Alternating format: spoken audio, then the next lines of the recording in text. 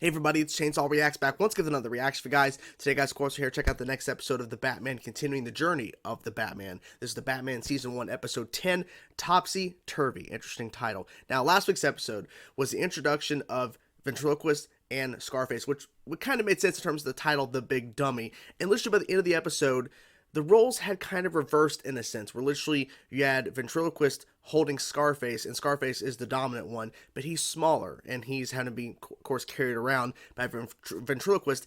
And then the roles reversed and flipped on itself, essentially, because then you had a giant Scarface, a giant robotic Scarface, in a sense, carrying Ventriloquist. It was really bizarre, but I like the fact that throughout the episode, Ventriloquist was so enamored and having to be with Scarface, even though Scarface really isn't there. But in Ventriloquist's mind, he is real, and it's his dominant side in terms of a split personality.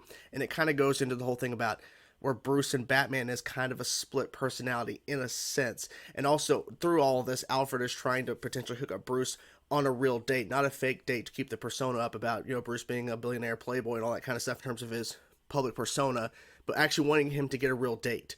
And Batman realizing, while confronting Ventriloquist and Scarface, that my dominant side in my life is the Batman. So I can't be with this girl. I can't be with really anybody right now, because I can't really open myself up to that, because this side of me consumes me so much. How am I supposed to be open with somebody about this? So unfortunately, Alfred had to go and tell the girl who was waiting for Bruce that he's married to his work, because really his work. And she's like, "Oh, he's married," and Alfred's like, "Yes, to his work." And then he's there on the rooftop nearby, and I'm guessing he overheard that or saw it go down, and then he's just gone. So pretty much shows that where Bruce is right now, the Batman is everything to him, and that's his dominant side, if you want to look at it as a split personality. But realistically, when Bruce puts on the cape and cowl, that is truly him. He is the Batman. The mask, the fake persona he has to put on, is literally Bruce. Okay, so who he really is the Batman. So I'm loving how they interconnect these storylines with the villains in terms of introducing them, and how it connects to Bruce and what he's been going through in terms of being the Batman for a couple of years. It's really interesting, and I like how they're kind of connecting all those dots. So I'm really enjoying the show with that aspect of it. So here we go, guys. Episode 10 of Season 1 of The Batman, Topsy Turvy. Let's go. Hello? Sam? Is that you? Probably not. Oh, hello. Hi, Joker. Sentenced you. Put you away for years. That cape is so long. I sometimes forget how long Bruce's cape is. Gotham PD. He's a fucking card? What the hell?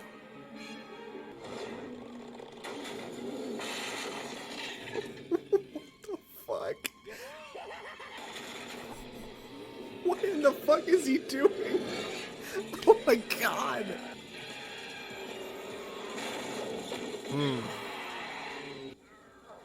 He was about to fly out if the car went off. Joker's still locked in his cell. Has been all What? night long. How? Perhaps Joker left some manner of decoy in his place.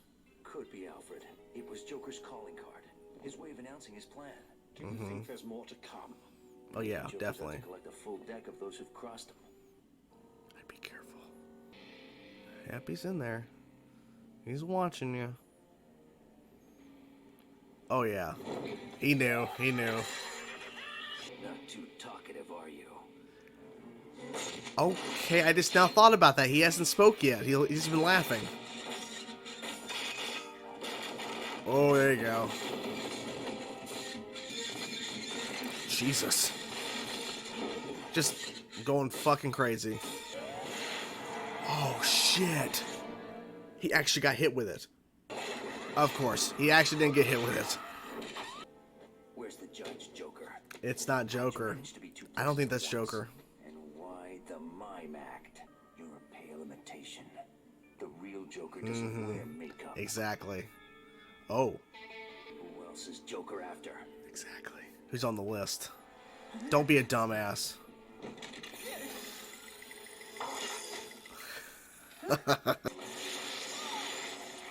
He got carded, right? Yep. He sure did. I'm gonna get my answers straight from the horse's mouth. Oh And shit, Arkham he's is- going. It's like, I figured this wasn't actually him, because when he said not really talkative, like, Addressed to both of us. oh. In fact, I've been invited to a banquet of honor tonight for Banquet? Gotham's inspiring citizens at Gotham.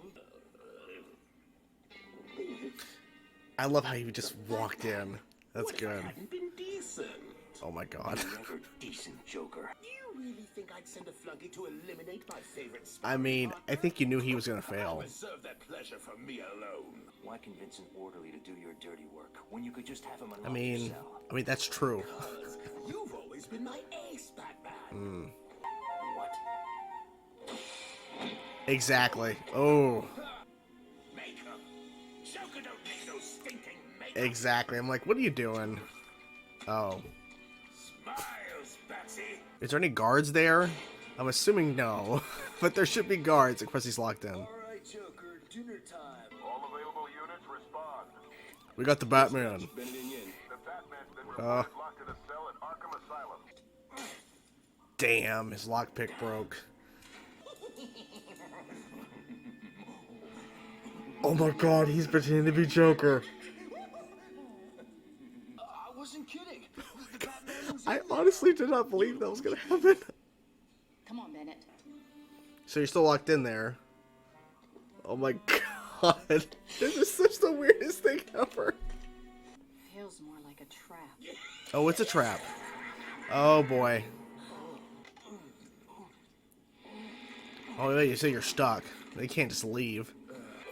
Welcome to Joker's Revenge-orama. Allow me to introduce my first guest. He's such a card. Fake laughter. I'll tell Joker. Bugsy, you sentenced me to life in a loony bin. That's why you're the first card. You arrested me. Shame Ow. on you. Shame. Lee, how many times do I... There's a giant hole. Holy crap. Oh my god. Didn't expect them to get out of their seats. Or, out of their shoes. Oh! About to say. Imagine if they don't save him and he just dies. They wouldn't do that, though. Time for my favorite game. The reviews are in, Joker. The reviews are... good response. Shows a flop. Ask me out. Uh-oh. What? Oh, of course.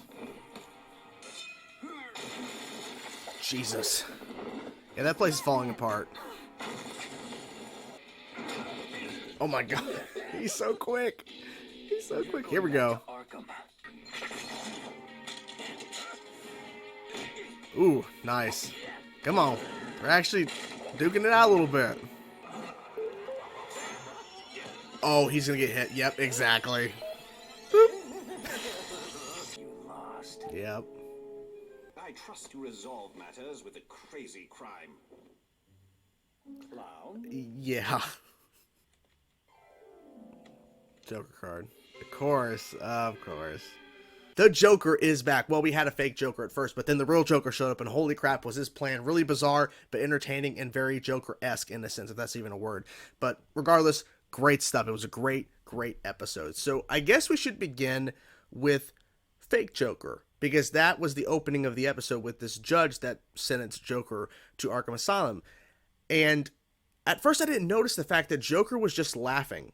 When he pops up, I'm like, oh, it's Joker, awesome. But then they don't waste too much time because Batman goes, not really talkative, huh? And I'm like, oh, he hasn't spoke.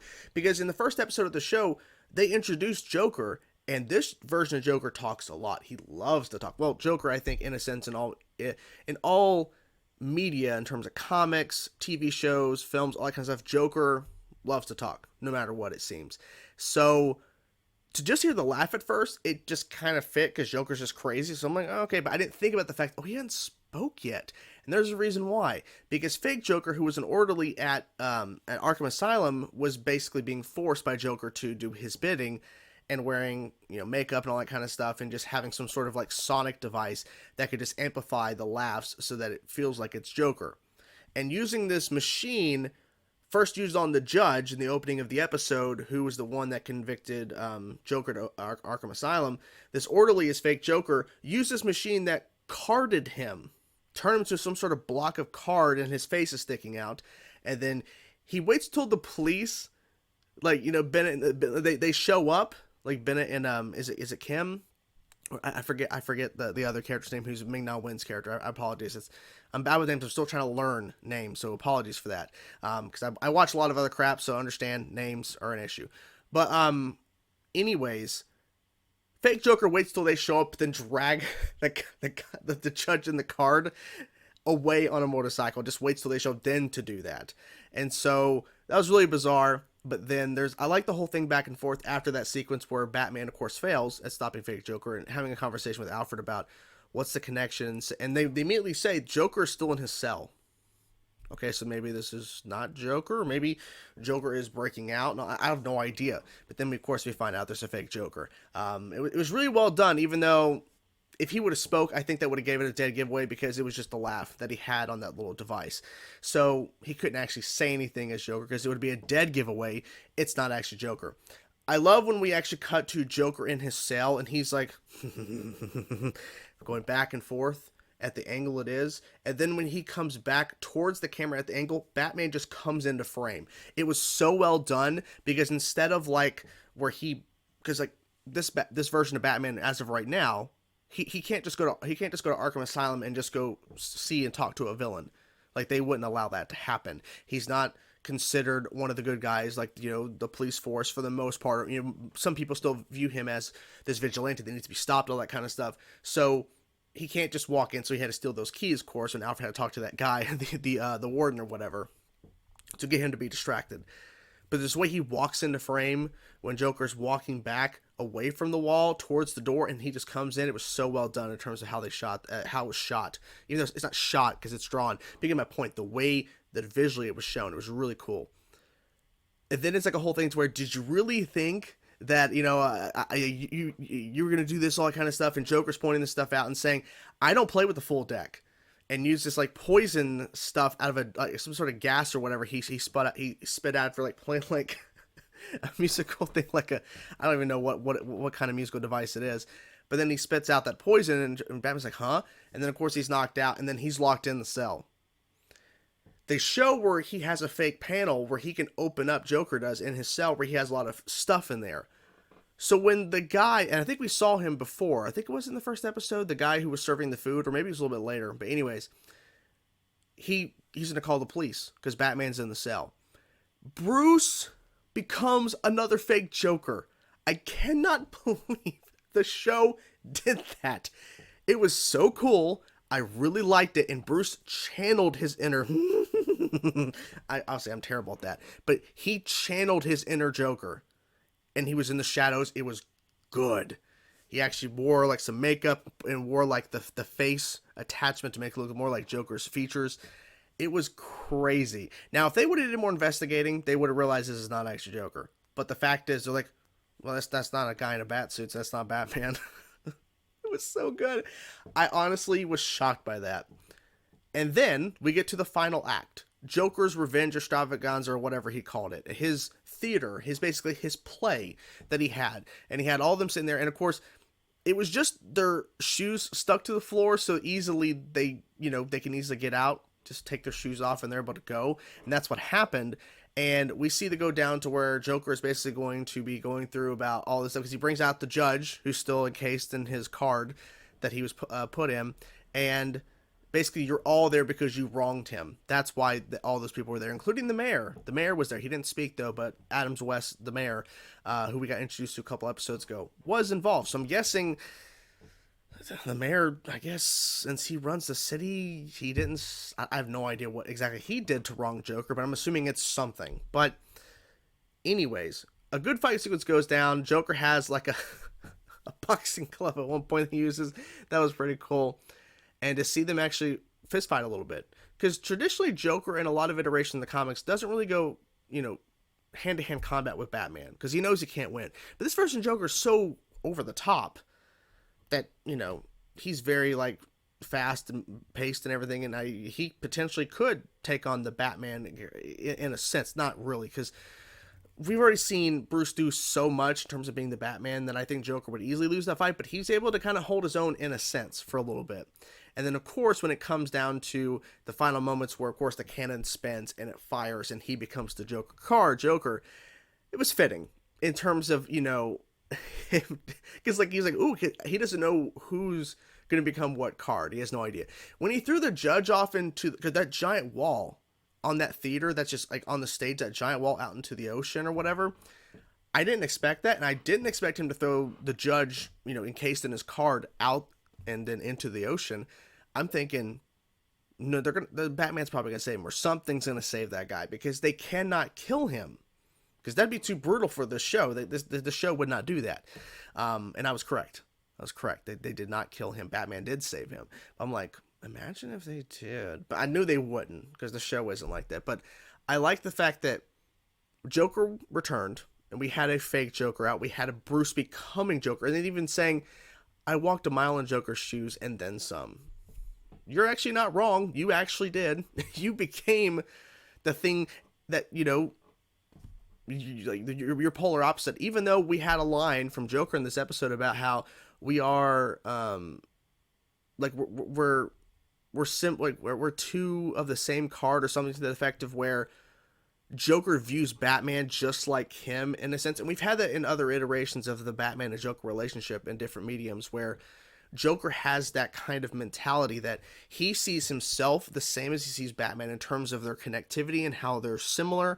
Of course, for Bruce's perspective, very different, complete opposites, but that's not how Joker thinks.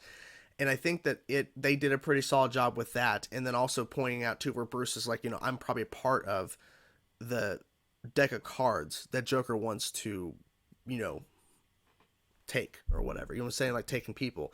And yeah, I mean, yeah, because if he's going to blame the police that arrested him, and especially the judge who sentenced him, of course he's going to blame the Batman. But then I think he views Batman differently. So I don't know if he had 52 people total there in terms of making his deck of cards, but maybe he did. Then I think Batman's a separate thing entirely. I think he just wanted to get back at everyone else because he views Batman on another level than these other people. So I felt like that's a whole separate thing there. But it was really good. Really enjoyed seeing a Joker again, and you know, the twist of it not being really Joker at first, but it was overall pretty good. And yeah, I just love this show. I cannot get enough of this show. I'm loving the hell out of it. And there's a lot of discussion and stuff about where the Batman movie falls into place and everything, in terms of timeline wise. People are saying after season 1, after season 2. I need to get that verified before obviously I end season 1, because I need to know when I need to watch this movie. Because when I do watch the Batman movie, it will be when I'll take a break from like a week break in terms of like when instead of being the next episode of the Batman, it's going to be the movie in terms of a reaction. So we'll see how that goes. But anyways, that's the video. That's I I don't know what else to say. I really enjoyed the episode. I love how they handled the story, and I can't get enough of the show. I love the fact that it reminds me of some bits of Batman the Animated Series from the 90s. I've said that before, but I like the fact that it is different. It has its own voice, and I really appreciate that. So that's the video. Hope you guys enjoyed it. I will talk to you guys soon. Peace out.